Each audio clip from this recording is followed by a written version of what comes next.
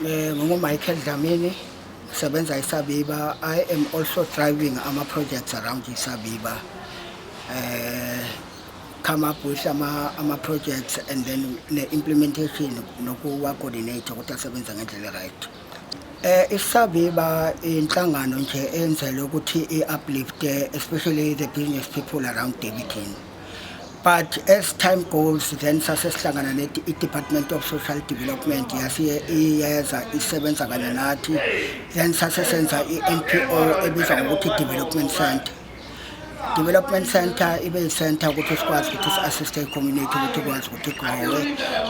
Yeza namanye ama-project related to ama-training for the young people, saba-assista futhi nokuthi senze one other project esike sayenza enkulu. It was project Siyophela where besihlanganisa all the department se-government ukuthi zihambe ziye ama-township ngama-township, sihlanganise as a-cluster ama-government ukuthi bakwazi ukuthi ba-assiste ngama-various opportunities ama-department of-government anawo. Alright, njengoba sivula namhlanje sivule ngoba sikwazi ukuthi siplane around, ngoba uma unyaka usaqala khona ukuthi size ne-action plan. So the action plan esize nayo ukuthi this year how best we can improve youth development ne-business development, ngoba leyo nto siyibiza social and economic development.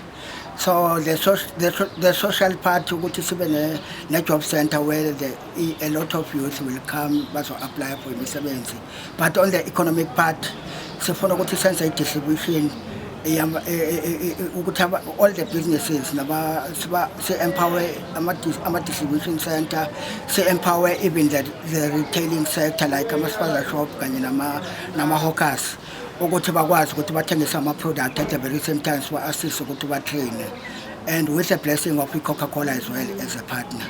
Actually i-project yethu ayinambala, ayikhethi muntu, as long as kuwumuntu wala eDaveyton and une-potential ukuthi and ufuna ukusebenza, invite wonke umuntu la eDaveyton one-business, kanti even with the young people nabo ukuthi mabeze mabazoba nathi so that ukuthi siba-empowere in terms of training, ama-skills training nokuthi bakwazi ukurun ama-businesses.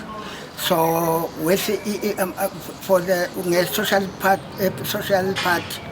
sincedisa abantwana senze ama-career expo, sibiza ama-department ukuthi akwazi ukuthi baba-absorb in the job training, and one other thing sifuna ukuthi senze i-job center.